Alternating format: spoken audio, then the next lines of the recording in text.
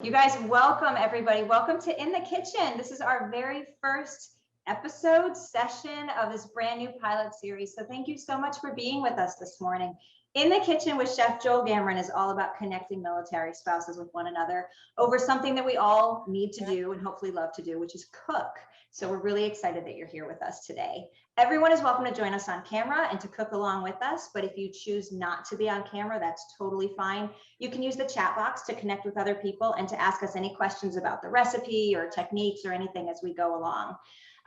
If you have Q&A questions for the end, like if you want to ask general questions, totally great. Put them in the Q&A box that you see at the bottom of the screen, and we'll get to those after our 30 minutes of cooking. So the plan for today is we'll cook for 30 minutes, and then we'll save about 30 minutes at the end. If anybody has questions, Chef Joel is going to stick around and answer any questions that you guys have.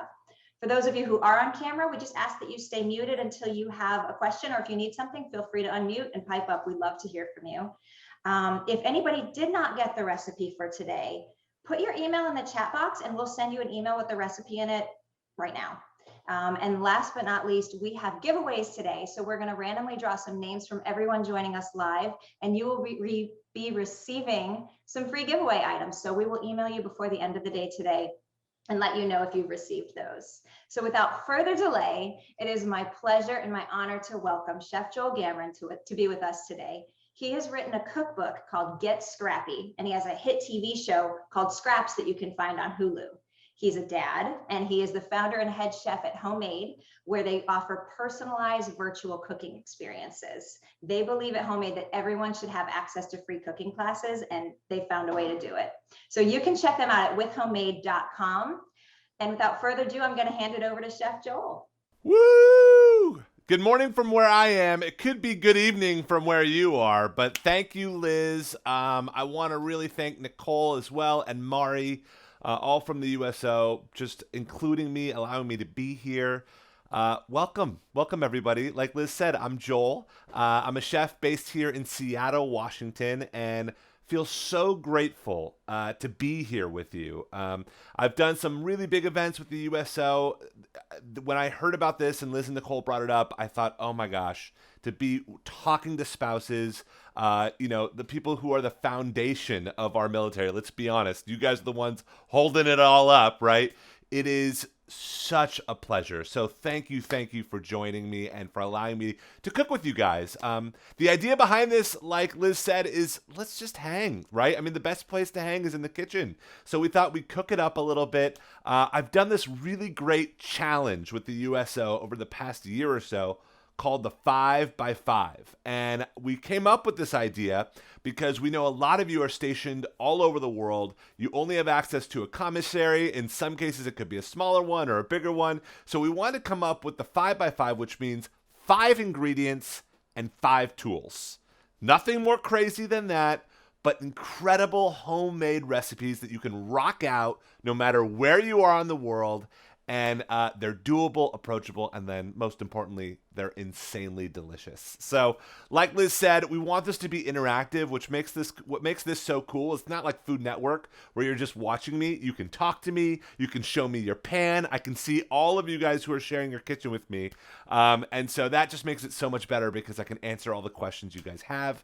We have a chef actually in the chat. So like Liz said, feel free to ask any question in there. But, since it's such a small group, feel free to just unmute yourself and ask a question at any time. We want this to feel very casual. Without further ado, while we're cooking, like I can see, is it Liesel? How do you say your name? Leslie? Tell me. And I see Jason. Liesel? Yeah. Awesome. That's a cool name. And I see Hannah with your sous chef. Who's your sous chef there? We have Emma, and this is Luke. Woo! Emma and Luke, what's up? I love it. And we got Jason. I see Jill and Laura. So, guys, first of all, throw in the chat where you're coming in from. I know a lot of you are overseas. A lot of you are throughout the country. It's just so cool to kind of get a sense of space and kind of where everyone is at. But again, do not hesitate. We are buddies in the kitchen. This is what it's all about. And today, it's about enchiladas, baby. I love enchiladas. It might be my go-to Mexican food order. I love a good taco. Not, and I actually love a fajita. But there's something about an enchilada that's more comforting. It's a little bit more, I don't know, saucy. Just kind of hits you in the soul a little bit more. So we are making a 5x5 enchilada. This is a really easy recipe. We asked for 5 ingredients. So I'm going to show you guys what we got right here. So first and foremost, you need your favorite cheese. And this should be something shreddable, right? So I've got a good sharp cheddar here. But you can use, any cheese honestly will work. But you need a good half a pound or so of cheese. Then I need you guys to find your favorite salsa. So we need 3 cups of this salsa. So you can use a green salsa, red salsa. They even make kind of like black bean salsas now, which would be really cool with this. But a nice big 3-cup jar of salsa. And then a couple of little chicken cutlets, which I think most of us can find. If you don't do chicken, you can obviously totally take it out or put sweet potato in place of it, or broccoli, or tofu, or salmon. Honestly, I've had salmon enchiladas. Don't knock it until you try it. It's awesome. So if you're not a chicken fan, that's totally cool. Corn tortillas. Okay, guys, don't go with the flour. Look at me right now. No flour tortillas. Corn tortillas are what makes this sweet and delicious. So try and find corn tortillas. And then last but not least, we asked for sour cream. If you can't find sour cream, go with yogurt. You can go with ricotta, just something to give it a little bit of depth. Now, I'm adding an optional 6th ingredient. You don't need it. It's going to make it look pretty. But if you can find some cilantro or parsley or basil or mint, all that would be really good for the finish, or if you have any in the fridge. But that's totally optional. So how we doing? Any questions on those ingredients? Oh, Laura gave me a little, I love it, raise the roof. Laura, I haven't seen that since like 2001. I love it. It's my girl. Yeah. And I'm rocking my mom's apron from maybe the 70s. Yes, I love it. That's a very cool apron. Very cool apron. I love it. Where are you based, Laura? Based in Anchorage, Alaska, but I'm visiting family in Virginia right now. Nice. Oh, that's awesome. Well, thanks for joining. All right, guys. So step 1, I need 2 kind of little skillets. All right. And earlier, Liz was asking me, she's like, is this deep enough?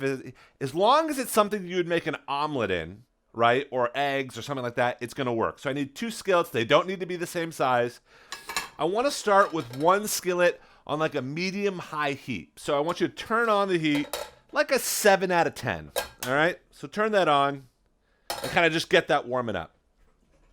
So the next thing I'm going to do is I'm going to grab my salsa. Now, this is a whole ingredient. Obviously, you can make your own salsa, right? And do this yourself. If you have tomatoes growing in the garden, or if you have access to really, really good onions, make your own salsa. But there's so many good store-bought salsas now. So this is just something that saves you time.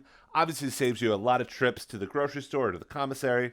So I need 3 cups of salsa, and I'm going to pour it all into this pan. All right?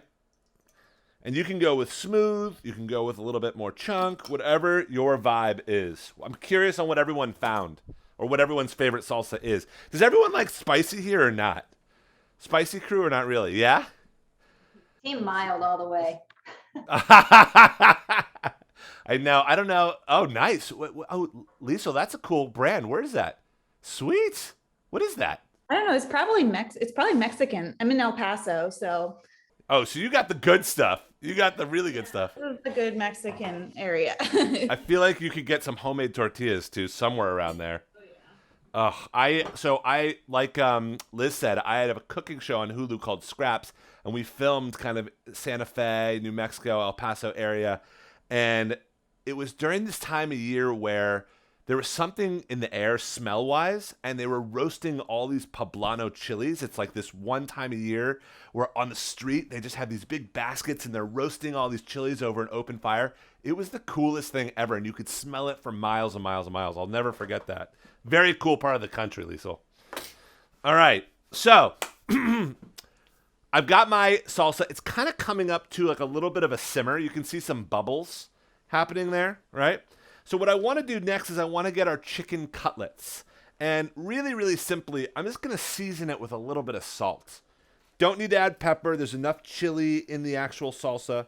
So when I add salt, you guys, I always kind of sprinkle from up high. Does anyone know why? Why not just like really close? Why is it important? Besides the fact that you look cool, why sprinkle from up high with your hand? So that the salt is evenly distributed? Who said that? Jill, you are a goddess. Thank you. Yes, so if I salt the board here so you can see, my hand is really close, you get one spot of the board. My hand's really high up, it really spreads out. So for steaks, for anything that you're seasoning, always hold your hand up high. And again, you look very chefy by doing it. So we're going to take our chicken cutlets and just lay them into the salsa. All right? And you're going to see the bubbles kind of go down in the salsa just a little bit because you're basically adding cold, you're basically adding ice cubes to the salsa. But we're just going to kind of top the salsa up with that chicken and let it simmer away. Now, everyone always asks me, okay, like what does simmering really mean? So simmering and boiling is like pasta water, where it's like really vigorous bubbles, like hot tub bubbles, big bubbles. Simmering is more like gentle bubbles, smaller bubbles, where it's not as loud, and you can just see a couple kind of happening around the outside here. So you don't want to boil this or the chicken can get a little rubbery. So just simmering it is kind of it's a gentler way of kind of treating the meat. And that's just a good tip to know. If you ever got, if you're laying fish into water and you're poaching fish or anything, just want to do a nice simmer. How we doing? Any questions so far, team? You guys are awesome. Easy peasy. All right. So chicken is happening. I'm going to throw the lid on top. If you don't have a lid, I cook scrappy. You could use the back of a plate. You could use tin foil. You could throw your cutting board over the top. I don't care. Whatever you got. But you just want to kind of have the steam go back over the chicken. Cool. Now, next step to the most unbelievable enchiladas. Like I said, corn tortillas. I like them because they're a little sweeter. The problem with corn tortillas is when they come to you, they're kind of like dry. You guys know what I'm talking about? Like they're flimsy, but it's like if I just ate this right now, it's gross. Like it's not good.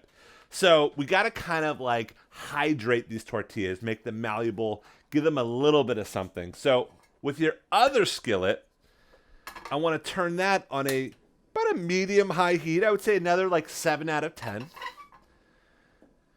And I want everyone to grab some vegetable oil. All right? And I want to put enough vegetable oil in my pan where it kind of coats the bottom of the pan. So it's a decent amount of vegetable oil. You're almost like shallow frying. Beautiful. And while this is happening, you guys can preheat your ovens, if you don't mind, to 375 degree Fahrenheit. I wonder if anyone is like in a place where there's not Fahrenheit, it's more Celsius. I did not come with the conversion. There you go. I bet that's weird to kind of get used to, right? I lived in Italy for a year, and it was like, you guys don't use cups to measure? What is how do you get? And you realize that the cups are terrible. The scale is where it's at. Does anyone have? Is anyone overseas? No? I am. I'm in Germany. Oh, nice. Oh, that's awesome, Jill. Very cool. Was it easy to find some of this stuff, Jill? Well, actually, no. Our commissary is out of corn tortillas. They've been out of corn tortillas for about the last month. So I had to get flour because corn tortillas aren't readily available here in the economy. But okay, so two things. One is flour is going to work, and it's going to still taste good. It's not going to taste as good.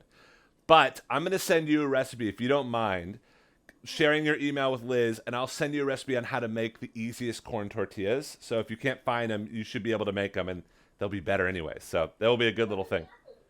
Sweet. Yeah, of course. So guys, medium-high heat on this oil, and I want to start with like 1 or 2 tortillas at a time, probably just one. And you want to give it like a light fry, okay? And literally, you don't need to spend any more time than like 30 seconds. So grab some tongs, watch me. See how it's bubbling on the outside? And I just kind of turn it. So I'm just lightly frying these. And you're not trying to get brown or anything like that. You're just kind of softening it up. And then I just put it onto a little paper towel. I'm going to do 7 more of these. So, well, plenty of time. I've got 8 altogether. So tortilla in for about 30 seconds, right? About 15 seconds in, I give it a quick flip. And then I'm going to put it on a paper towel just to kind of drain a little bit of that excess oil. But this is going to make the tortillas so much more flavorful and be a lot easier to work with. So while we're frying these, Liz, I know there were some questions kind of entered before the actual event. What questions came to you? All right, so one of the first ones that we got is, what are your suggestions for finding alternative ingredients for favorite recipes, like if they depend on commissary supplies? Yeah, so like how to find, you're saying like when to kind of know when to kind of take an ingredient and swap it out for a different ingredient?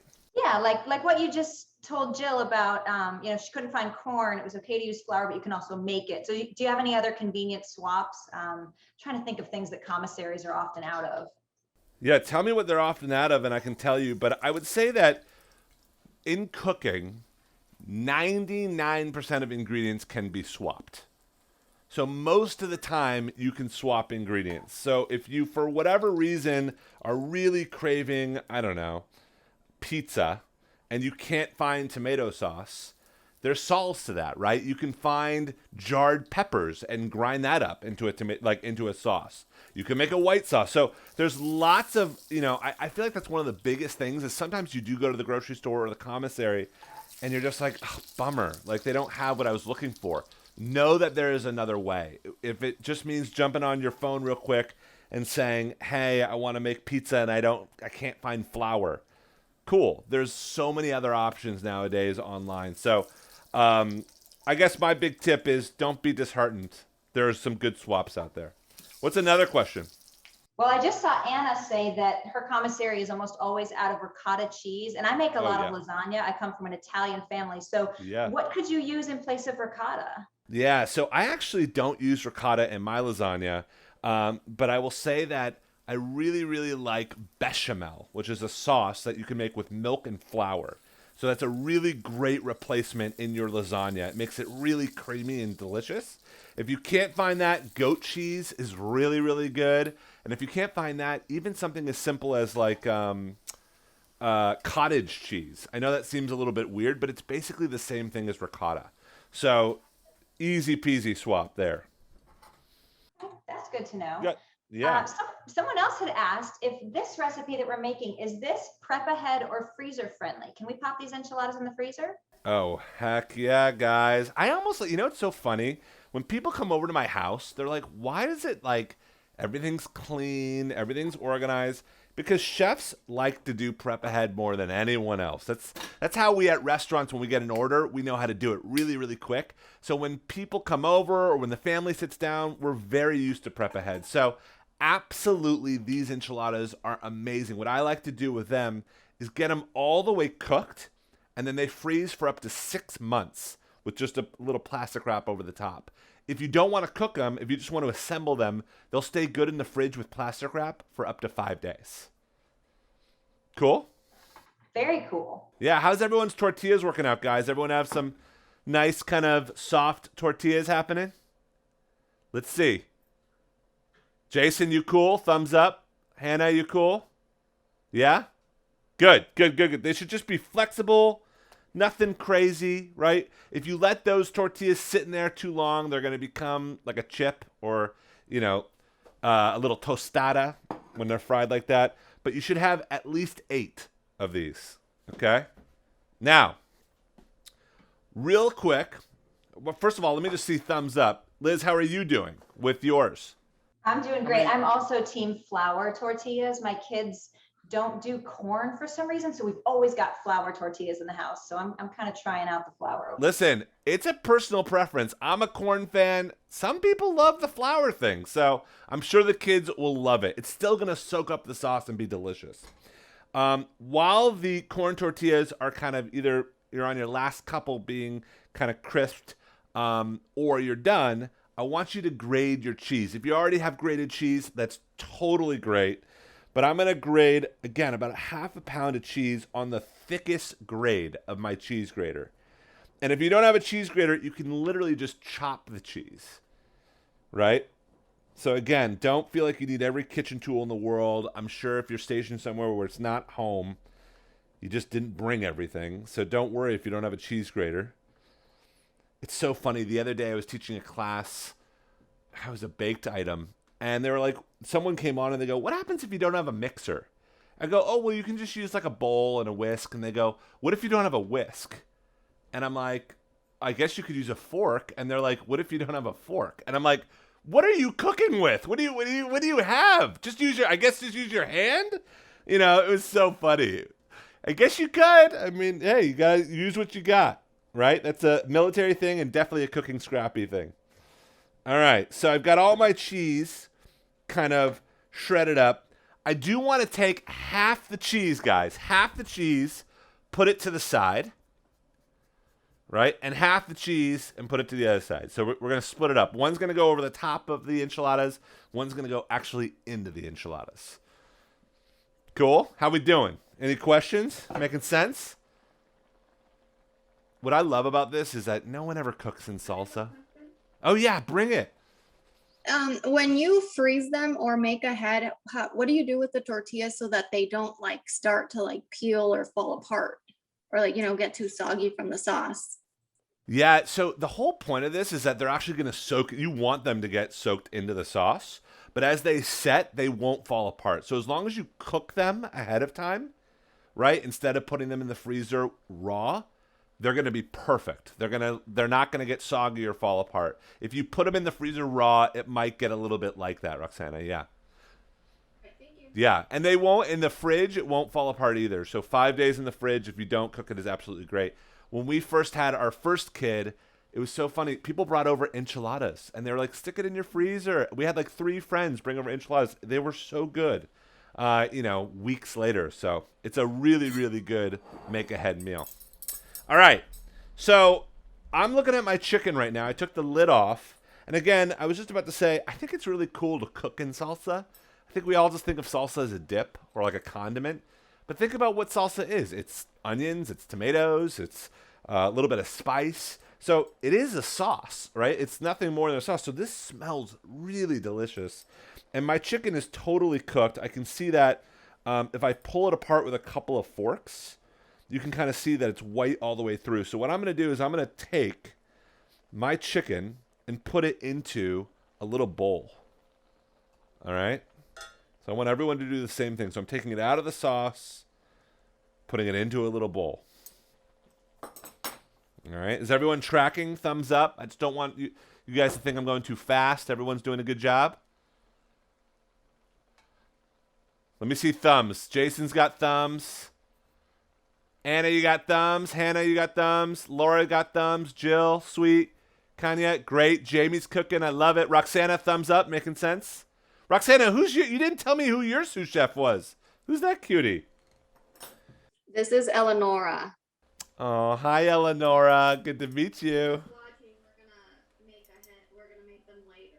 Love it. And you'll see a perfect time is coming up for Eleonora to get hands-on with you.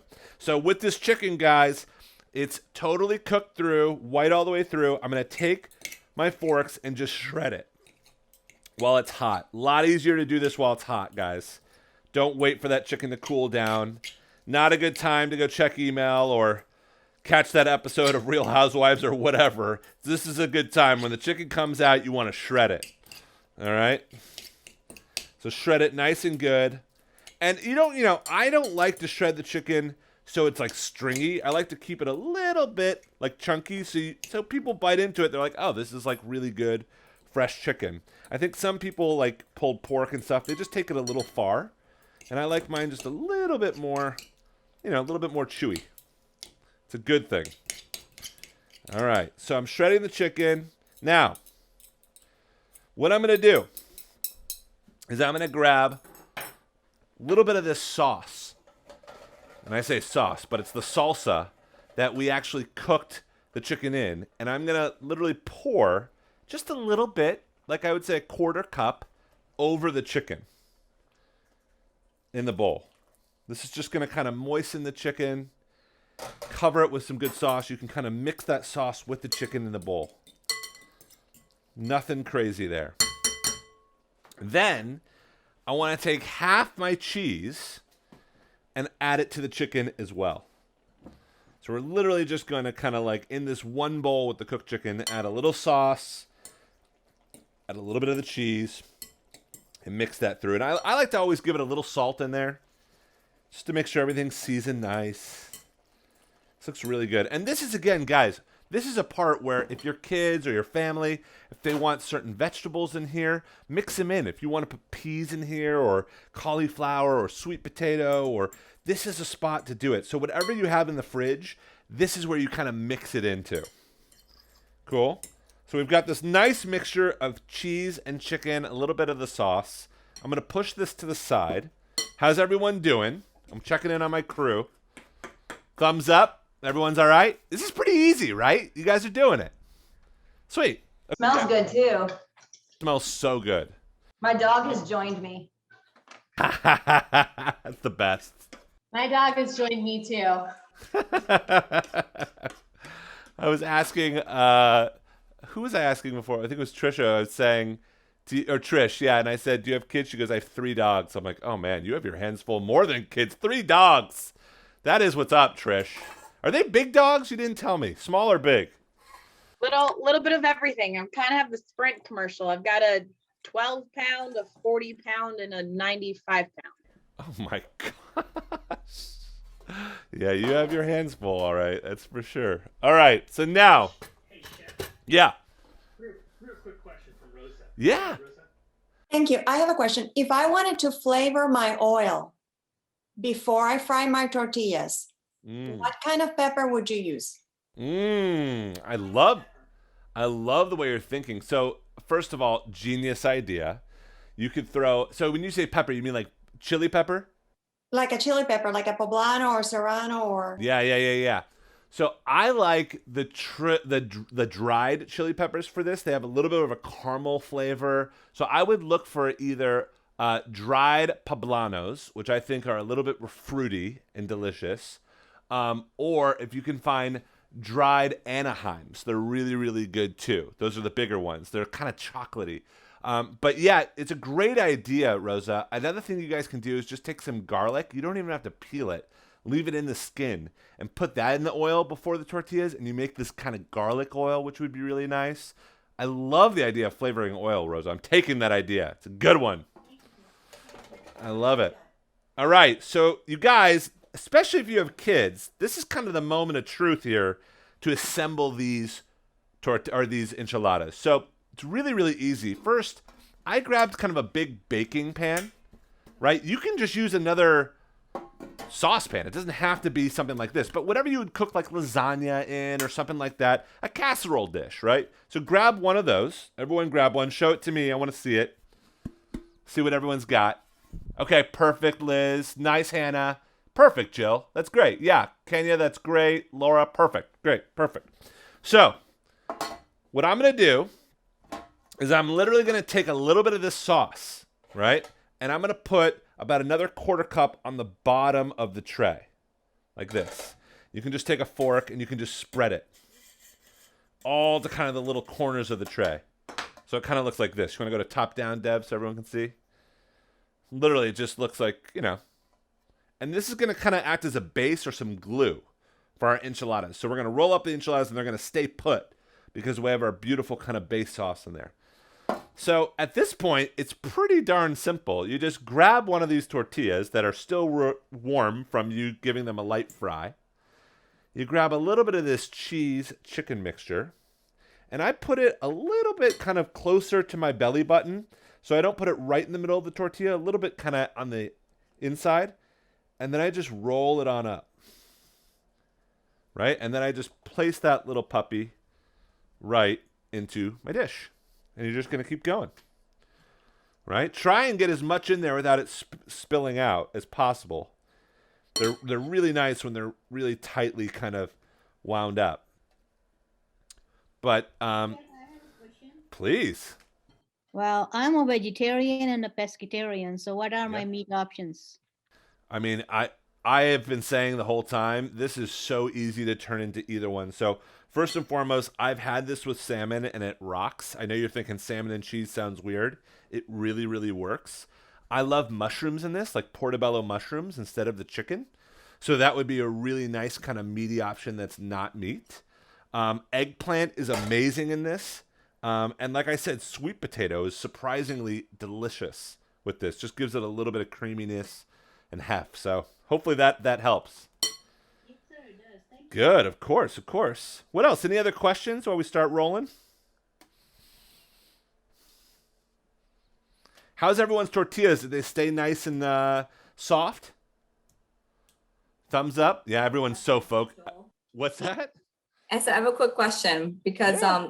often when I work with tortillas, even if I cook them a little bit, they still just really fall apart on me. Is there any secret to getting them to stay together while you're handling them? I promise you, as long as you give them 30 seconds in hot oil, they won't fall apart. But I would also say that you could run them over under hot water just to loosen them up, or stick them in the microwave for like 30 seconds. The key is that they're really brittle when they're sitting in that package. So you got to give a little heat to it just to kind of get it flexible. If you don't do that, I'm so with you. They always fall apart on me. But if you give them some heat, I promise they won't. Thank you. Of course. Guys, look how nice this is looking. So I'm kind of just stacking these up close together. You guys can kind of see, I'll do a little top-down view. And you can see my sheet tray is kind of a little bit small to put, so I'm going to start putting them lengthwise here. Don't worry, they don't have to be perfect. We're not Martha Stewart here. Make it look homemade, right? That's always tasting better when it doesn't look perfect. I always feel like imperfect is what we are after. Beautiful. All right. So I'm going to nestle this guy in here. What else, guys? Any other questions? What are some of your favorites to cook right now? I'm just curious. Joel, I was gonna say, we've made the sweet potato ones, Yeah. not with enchilada sauce, but just in tortillas, and my daughter really loves them. They're really good. And you can telling even you. just use beans too. Totally. Yes. I didn't know why I didn't think about that. Yes. Just some beans and the cheese would be absolutely delicious and super quick. Pop open a can of beans. It's a no-brainer. All right. So mine are all rolled up and kind of nestled in. And again, you can do it in any kind of form you want. Here's what mine look like. But you can absolutely, I mean, if you really want to go, fancy schmancy, you could go lengthwise, more like this. It does not matter. As long as that they're all in there, kind of tucked into their sauce, they're going to be in good shape. All right? So I'm going to pause here. I want to look for everyone's enchiladas. I know you guys are all rolling. Take your time. There's no rush here. But this is the part where I love to, bring in the kiddos. This is a family affair. I tell this story a lot, but I studied in Italy, and we would make raviolis with a bunch of just grandmas. They taught me how to make homemade raviolis. And you would sit there for hours filling the raviolis and kind of pleating the dough. And you know what you do? You gossip, you hang, you have some wine, you turn on some music. And so that's what I love about cooking is like we all get around the table. Maybe, we're rolling some tortillas. Great. Talk about your day. You just chill. I think that's what I love about Liz's and Nicole's concept here of Kitchen Connections. Like this is the glue. Kitchen is the glue. Cooking is the glue, which I love. All right. Let's see everyone's enchiladas. I'm curious. Yeah, Liz. Woo! Easy peasy. All right. I see a couple more people rolling. Take your time. So we have time for a couple more questions while we're waiting for everyone to roll. Liz, what you got? I got some from people who registered. So we have a lot of people interested in like meal planning again, because especially right now during the pandemic, you can't get to the store every day and you maybe don't want to. So do you have any tips for meal planning on a budget and not overbuying things? That's a great question. So first and foremost, I cook a lot on Sundays. It depends on your week, but you got to choose one day of your week where you do a lot of the cooking. So on Sundays, I tend to go to the grocery store, come home, and I'll make rice for the week. I'll actually boil pasta for the week, and I'll have them in big kind of containers. And then I'm able to kind of adjust those throughout the week. So I'll take that pasta maybe one day, and I'll have some chicken, and I'll have a chicken pasta with broccoli, right? The next day, I might just put a little bit of olive oil and vinegar over the top of the pasta and make a pasta salad. So having those things done ahead of time makes a big difference for meal planning for the rest of the week. Using your freezer is crucial. I think a lot of people think frozen food is not as good. Guys, the freezer is the key to meal planning and not overbuying. So if you feel like something's going bad, use the freezer, pop it in there, use it again later in a couple of weeks. The freezer should be your best friend. But when I go to the grocery store, I get grains, I get proteins, and I get vegetables. And then throughout the week, I just kind of do new and different types of spins on each one. And hopefully with Kitchen Connections in this new program, you get inspired to kind of use this stuff in new ways. If you have cooked chicken, you know, you might make enchiladas one night, but tomorrow night you might make, chicken stir fry. So that's totally what this is all about. Great question, Liz. What else? Somebody wants to know, what is your favorite dish to prepare? Ooh, okay. I'm a big risotto fan. Does everyone here like risotto? I love it. I love it. Yes. So it's so funny on a lot of these cooking competitions that you see on TV, risotto is always what sends people home. So it's a lot of people think it's hard to make. It's really easy to make. And like I said, I studied in Italy, so I have a really good risotto recipe. So maybe on the next one, we'll do a really delicious risotto. But I love it. To me, it's a one-pot meal. It's like mac and cheese, but fancy. It's totally my vibe. Yeah. All right, guys. So everyone's enchiladas in good shape. I saw Liz's. Jason, let's see yours. Hannah. Oh, yeah. Lisa. What's up? Hannah. Yes. Yeah. It's getting there. It's getting there. Laura, you doing good? Thumbs up. Good. Good. I know you guys are busy with it. That's good. So right when you have all these rolled up, I want to go ahead and take the rest of the sauce from the pan, pour it over the top, and really make sure you distribute the sauce evenly. Like if you need to grab a little back of the spoon and spread it out, do it. Like just kind of get it into all the little nooks and crannies. And this is a great question. I know I forgot who asked it, but earlier who said, you know, they're really worried about the tortillas getting soggy. They will not get soggy if you gave them a light fry at this point. So you can put it literally in your fridge once we top this with cheese. For 5 days, it will go great. But at this point, I want to take the rest of that cheese and I want to sprinkle it everywhere. Right? I mean, it's cheese, guys. You can't really overdo it with the cheese. But I like to leave a little bit of the tortillas peeking through, so I can see a little bit of the actual tortilla. That way the oven kind of crisps up those edges and they get crunchy, which I like. So it's nice to have a little bit of space between the cheese and the tortillas. But this is what mine looks like. We'll go to a little close-up so everyone can see here. It almost looks like lasagna, right? Super easy. Just promise me do not freeze it here. You have to cook it and then freeze it if you're going to hold it for another time. All right. Sweet. All right. So enchiladas are ready to go. I'm going to pop these into, again, we had our 375 degree Fahrenheit oven, and they're going to go for about 25 minutes. At the 25 minutes, take a look at them. They should be gooey, a little brown on top. You might need to leave them in there for 30 minutes, depending on, your oven. So if it needs to go for another 5, just to make sure you get the color you want, that's totally fine and normal. But I wanted to kind of show you guys what this looks like as it comes out. So I'm going to put mine in.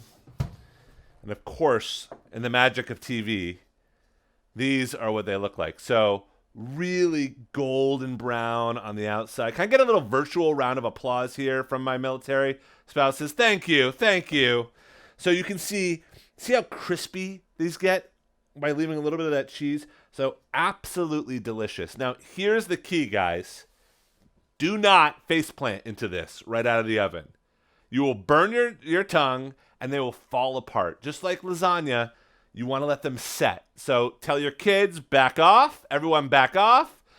10 minutes, let them just hang out and kind of solidify, and they'll be a lot easier to scoop out. But there's one more ingredient I want to top this with, and that is the sour cream. We're going to make our own little crema. I know it's really hard to find crema unless you're based in El Paso, like our friend.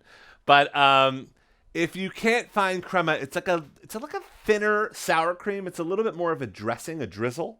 So I just put half a cup or a third of a cup of sour cream in a bowl, and I just add a little bit of water, a couple tablespoons of water, and I just mix that in. Right? Simple as that, and it's going to thin it out. This is how a lot of salad dressings like ranch, Parmesan peppercorn, this is how they're made, guys. It's by taking sour cream, a little bit of mayo, and thinning them out a little bit. But you can see the texture change totally. And you just want to get this to a point where you can drizzle it. And then, once it's drizzleable, that's a word, drizzleable, you just get in there with your spoon, and you literally just go Jackson Pollock on top of these enchiladas. I'm going to show you what I mean by that. This is the most, I would say, stress-relieving part of this dish. So I take my enchiladas, I grab my little homemade crema, which is nice and thin, and then you just kind of like go nuts, right? There's no rhyme or reason.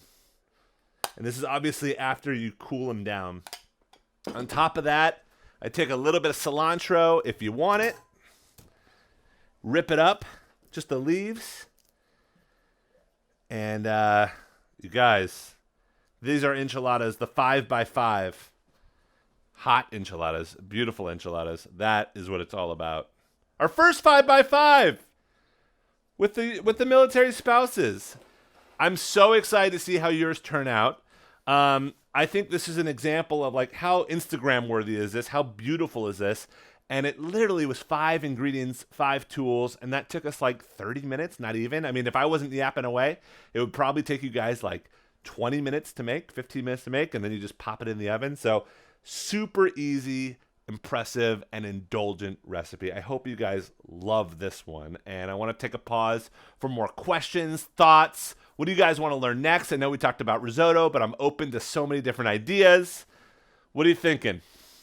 Thank you, Chef Joel. I have a question. Actually, first, I'm going to monopolize the mic for just a minute. When we lived in Okinawa, Japan, it was really hard to find sour cream. It just wasn't something you could easily find on the island. So I purposely used plain Greek yogurt today. So when you're making the crema, is it the same thing with Greek yogurt as it would be for sour cream? 100%. And I actually sometimes prefer Greek yogurt. So I love that you got that, Liz. Awesome. Thank you. Yeah. What else? Any other questions?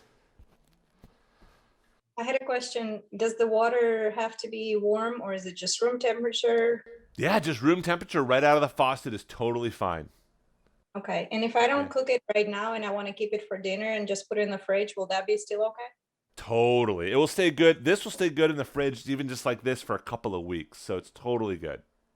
I'm sorry. I'm talking about enchiladas. Oh, yeah. So you want to cook them and then put them in the fridge after they're cooked? I was thinking just leaving it like that. I know you said not to put them in the freezer like that, but Yes. what about? So once it's assembled, Katya, just stick them in the fridge and they'll be good right before dinner. That's perfect. Yes. I love it. I had a question. Yellow corn or white corn? That's a personal preference. Yeah, it really is just depending on what you like. I'm a yellow corn guy. I think it's a little bit sweeter, but you know, it's hard to really tell the difference between the different corns. And I'm telling you, I know some people are using flour tortillas. Some people like flour. It's just kind of where you're at, what your vibe is. My wife hates corn tortillas, so I'm surprised I'm using them right now. Well, white's normally harder for me to like get to stay together, but when the way you did it was much better. Yeah, it's kind of feels like, yeah, Liesl, it feels like an extra step to give it that little fry, but that fry really makes it malleable and easy to work with. So, yeah, glad that worked. How did it work with the flour tortillas to give it a quick fry? Did that work pretty okay? Yeah? No prob? Good. I love it, guys. All right, so there's a couple more questions here. I'm going to read them out. So, there's so many kitchen gadgets in the world. Panini press, air fryers. What's my top kitchen gadget? Oof, you guys. First of all, I think air fryers are pretty cool. I'm going to call it out right now. I think Instapots are pretty cool too. I mean, all those, they're worth the hype is what I'm saying. But to me, I have kind of like a set 5 of my favorite, they're not gadgets, but like tools that I absolutely love. So first and foremost, I love this. This is called a microplane. It's for cheese and chocolate, lemon zest. It's like $15 on Amazon. Microplane. I love this. All chefs love this. So try and find a microplane. The next one I would say is I love this. This is a fish spatula. I don't use it just for fish. I use it for everything, but it's a bendy spatula, and it's for fish because fish can tear and rip. So it's a lot easier on things like chicken, even these enchiladas, like pulling them out. It makes it a lot easier to kind of like actually get whatever you want out of the pan. So fish spatula is another tool I really love. I'm not going to go through all of mine, but I'll go one more that I absolutely think is a non-negotiable. All right, for $4. Anyone know what this is called? You guys look so confused. You're like, what is that? Yes, Lisa, yeah.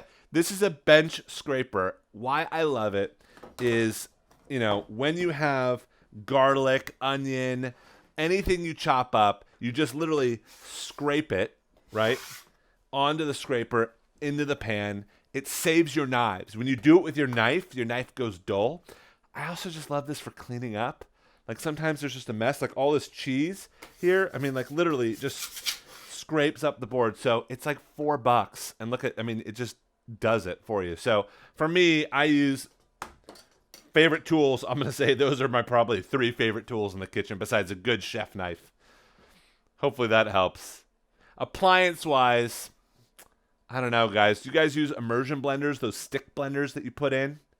I love those.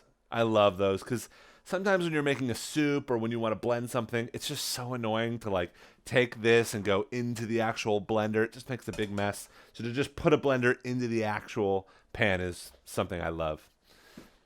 All right, I'm going to address another question here. What do we got, Dev? Pull it up for me. All right, my 18-year-old is very interested in helping me in the kitchen. Do you have any safe ideas for getting her involved in cooking? So first and foremost, is that 18-year-old or 18-month-old? Let's see.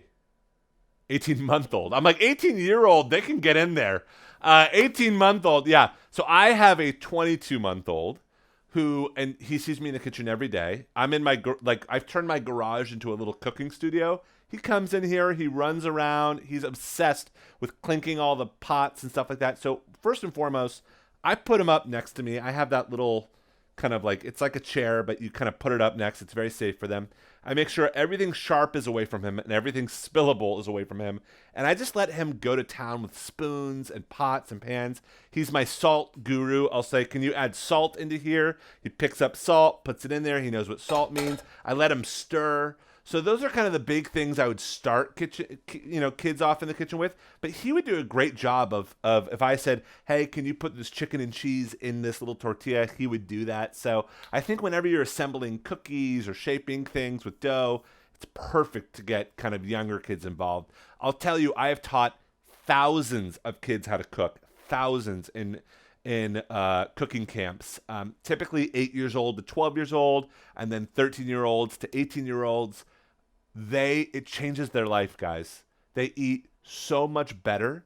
They're so much more open to trying foods when they're the ones making it. So my advice from a chef to a parent, try and get kids involved in cooking at an early age. It really does open their horizons. I was a really picky eater until I started cooking. I know that. What else? Liz, you got anything else on yours? Oh, let's see here. How do you address cleaning up? Are you team like clean up as you go, or are you team clean it up when we're all finished? I'm team clean up as you go. I'm also team clean up if you do the cooking, your spouse does the cleanup. So I think that you got to share the responsibilities, but I do think if you can clean up as you go, it's good. That doesn't mean going and scrubbing out the pan. That might mean like washing the board, kind of making sure the surface is all clean, but it doesn't mean you have to do everything. But I would try and get like 80% of the cleaning done as you go. Especially, enchiladas are in the oven. Go take on a little dish sesh. Who cares? You're already there. Throw on some music, pour a little glass of wine. So that's kind of my thought. Do you have a favorite side dish that you would serve with the enchiladas? They're so cheesy and they're so heavy in a good way. I might go with just a nice little side salad with lime and olive oil, over the top of it because you just don't want anything heavy with it. I know traditionally it's served with rice and beans. I always feel like that's just a lot. So I would do that, maybe throw some avocado in there so it feels a little bit, different. But I would try and kind of balance whenever you see something that's a gut bomb, balance it with something a little bit lighter. Yeah. Hey, real quick, Yeah. that you talk about crema, is that the same thing as the creme fraiche they sell over here in Europe? It's very similar, Jason. From a texture standpoint, it's almost identical.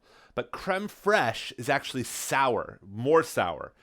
They leave it out for a long time, which I love creme fraiche. It's a very fancy version of saying sour cream. So it's just, creme fraiche is like this with a lemon squeeze in it, basically, and it's got a big pop. So you can absolutely use creme fraiche instead of crema, and it would just be fancy schmancy enchiladas. It'd be delicious. You would have to just invite me over, basically, is all I'm saying. Thanks, Jason. Well, you guys, I think we hit up most of the questions, unless there's anyone else. But I do want to ask you guys to throw this up on Instagram. Definitely take a picture of it. Tag me, tag the USO.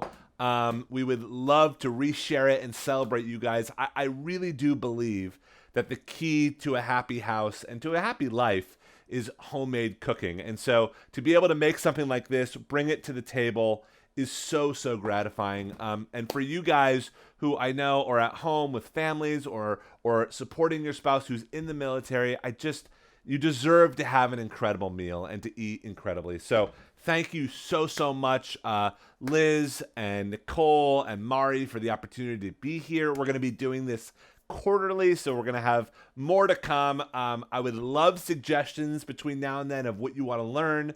We're totally open to it. We still want to stick to the 5x5 challenge because I think it's easy and you guys can rock it out no matter where you are. But I'm just so grateful for everything that you guys do to protect this country. And I just really appreciate you. So thank you so much. And I'll pass it back to Liz. Thank you so much, Chef Joel. Everybody, how about another virtual round of applause for Chef Joel? And for yourselves, thank you for cooking along with us. I can't wait to see your pictures. I can't wait to look on social media and see how these turned out. If you all haven't found our USO Military Spouse Facebook group yet, go ahead and open up Facebook and search for it. It's just called USO Military Spouse. And you can join that group. And we've got tons of good stuff that we share in there that's happening at our centers and virtually for everybody around the world. Thank you all so much for being here with us today. We sure appreciate it. We'll hang out for another few minutes if there are any other questions. Otherwise, you can go to uso.org/military spouse to find out what's coming up next. Like Chef Joel said, we're going to be here quarterly. We hope to do this again in June or July. We'll hit you up right in the middle of PCS season when you're desperate for what am I going to make next for my family? I have no idea.